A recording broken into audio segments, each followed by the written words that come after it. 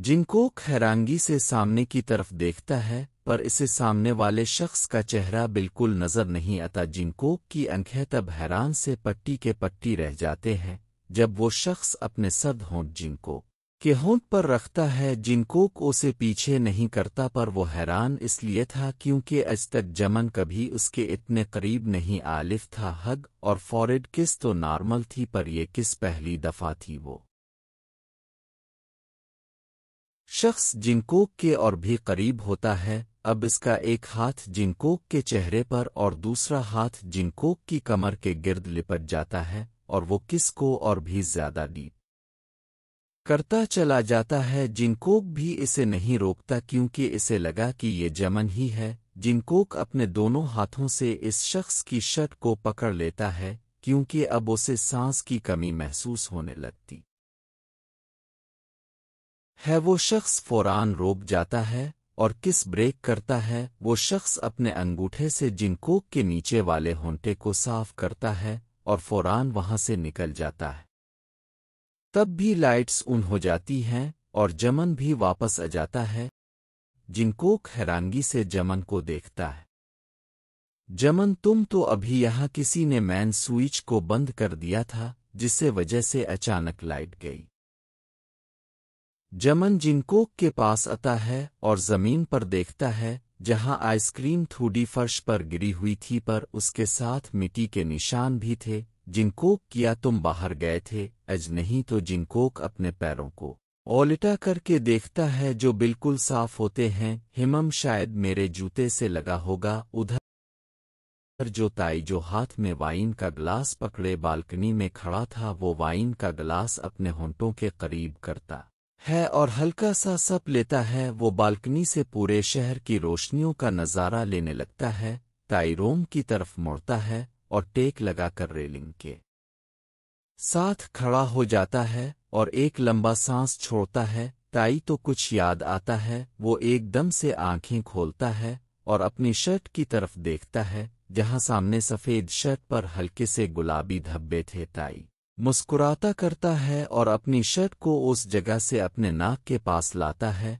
और उसकी खुशबू अपने अंदर ले जाता है। My love. ताई जाकर सोफे पर बैठ जाता है और सामने की दीवार पर लगी एक तस्वीरों को देखते हुए कहता है, मेरे पेट के लिप्स अभी भी पहले की तरह ही मीठे हैं और मेरी जान, बहुत जल्दी हम दोबारा मिलेंगे। मुझे तुम्हारी बहुत याद आती है। इस आंखें हल्की सी नम हो जाती है तो वो फौरान अपनी आंखें बंद करके सोफे के साथ टेक लगाकर बैठ जाता है। I miss you my love, only my innocent love. Time skip. जिनकोक बेडरूम में अकेला लेटा होता है। उसके पास कुछ करने को नहीं था तो वो काफी बोर हो रहा होता है। जिनकोक उठता है और अपना फोन पकड़ता है। जिनकोक जमन को कॉल करता है। जमन, ऑफिस हो? हाँ, ऑफिस ही हूँ। क्यों, कब आना है? मैं घर बोर हो रहा हूँ, कुछ देर में अजावनिगा। अगर चाहो तो ड्राइवर के साथ यहाँ अजाव। नहीं नहीं, मैं उठ कर लोनिगा। ध्यान से आना। फर जिनकोक कॉल कट कर देता है। जिनकोक इधर उधर रूम में देखता है पर कुछ समझ नहीं आता कि कैसे दिल बहलाए, तो वो फ्रेश होने चला जाता है। जिनकोक फ्रेश होने के बाद सिर्फ टॉवल पहनकर बेड पर टेक लगाकर बैठ जाता है।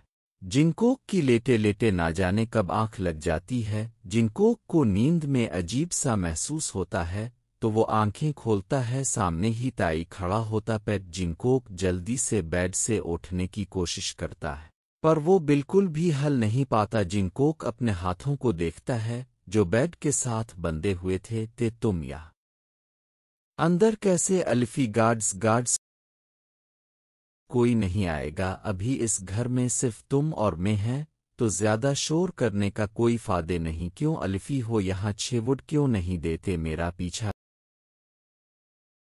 ताई नहीं में सर हिलाता है।